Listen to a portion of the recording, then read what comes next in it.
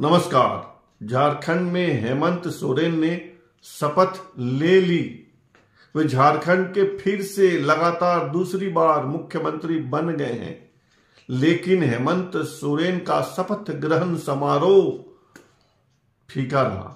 फीका इसलिए कि शपथ लेने वाले सिर्फ एक नेता थे और वह थे हेमंत सोरेन। उनके साथ जेएमएम के किसी दूसरे नेता ने, आरजेडी के किसी नेता ने या कांग्रेस के किसी नेता ने शपथ नहीं ली। और इसका कारण बताया गया है कि मंत्रियों के नाम पर फैसला ही नहीं हो पा रहा है। ज्यादा मार्केट कांग्रेस में है। कौन बनेगा मंत्री? 16 में 16 कह रहे हैं कि हमको बनाओ, और बनना है कांग्रेस में से कुल 4। कांग्रेस के 16 एमएलए हैं और बनना है कुल 4। पर अपना सब्जेक्ट यह नहीं है। अपना सब्जेक्ट यह है कि किस सामाजिक समूह से झारखंड में कितने एमएलए चुनाव जीते हैं। झारखंड में विधानसभा की 81 सीटें हैं और उसमें से 28 सीटें आदिवासियों के लिए आरक्षित हैं। लेकिन आपको जानकर हैरानी होगी कि झारखंड में 81 में से 30 एमएलए आदिवासी समाज से आते हैं। अब आप पूछेंगे कि सीटें तो 28 रिजर्व है, तो फिर 30 कैसे हो गया, कहां से हो गया? इसका कारण यह है कि 2 कैंडिडेट सामान्य सीटों से या अनारक्षित सीटों से चुनाव लड़े थे और दोनों के दोनों चुनाव जीत गए हैं। एक तो है बीजेपी के स्टेट प्रेसिडेंट बाबूलाल मरांडी, जो राजधनवार सीट से जीते हैं। राजधनवार सामान्य सीट है, अनारक्षित सीट है। और दूसरे एमएलए साहिबा हैं कल्पना सोरेन, झारखंड मुक्ति मोर्चा की कैंडिडेट और चीफ मिनिस्टर हेमंत सोरेन की धर्मपत्नी।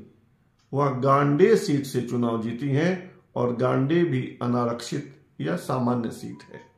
इस तरह 28 आरक्षित और 2 अनारक्षित, 81 में से 30 एमएलए आदिवासी समाज से आते हैं। दूसरे नंबर पे है कुर्मी समाज से आने वाले एमएलए।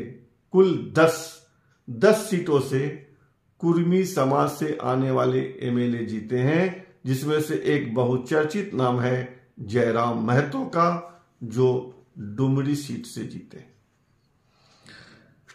झारखंड में यादव समाज से आने वाले कैंडिडेट 7 सीटों से जीते हैं, यानी 7 एमएलए हैं।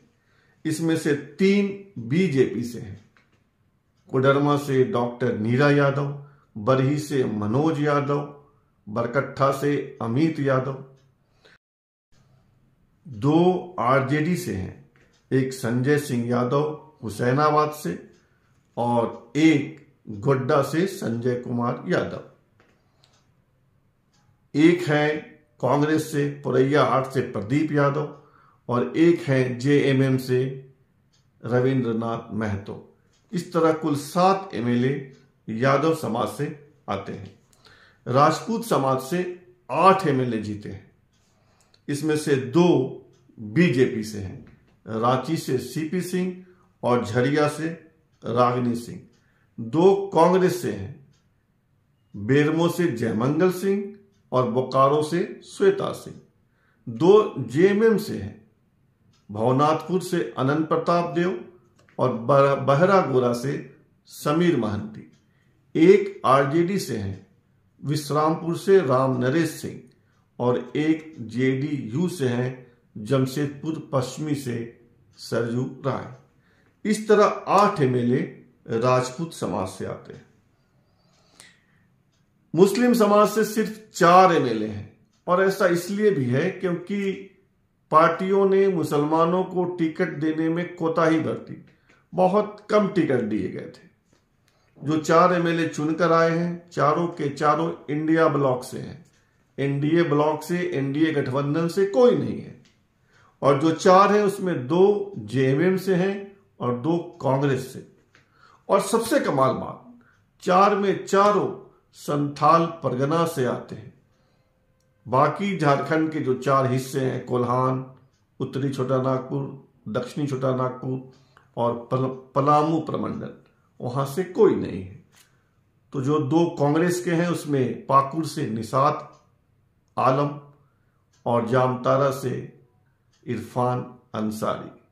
जो जेएमएम से हैं उनमें राजमहल से एमटी राजा और मधुपुर से हफीजुल हसन। इस तरह 4 एमएलए जो हैं वो मुस्लिम समाज से आते हैं। वैश्य समाज से भी 4 एमएलए हैं। हजारीबाग से प्रदीप प्रसाद, बाघमारा से शत्रुघ्न महतो, हटिया से नवीन जायसवाल और एक और हैं जमशेदपुर पूर्वी से पूर्णिमा दास साहू। तो वैश्य समाज से भी 4 एमएलए। यानी झारखंड की राजनीति में अगर दबदबा किसी का है तो आदिवासियों का है जिसका 30 एमएलए हैं, कुर्मी समाज का है जिसके 10 एमएलए हैं, और आप कह सकते हैं कि राजपूतों का भी है जिस समाज से 8 एमएलए आते हैं। तो ये 3 जो है ये दबदबा वाली जातियां हैं झारखंड की पॉलिटिक्स में। बाकी लोगों का भी प्रतिनिधित्व है लेकिन कम है। मुस्लिम समाज का प्रतिनिधित्व बहुत कम है, और कम इसलिए है कि पार्टियों ने टिकट ही कम दिए। फिलहाल इतना ही, और आपसे आग्रह है कि आप इस चैनल को सब्सक्राइब कीजिए, ज्वाइन कीजिए, लाइक शेयर कमेंट कीजिए। बहुत बहुत धन्यवाद।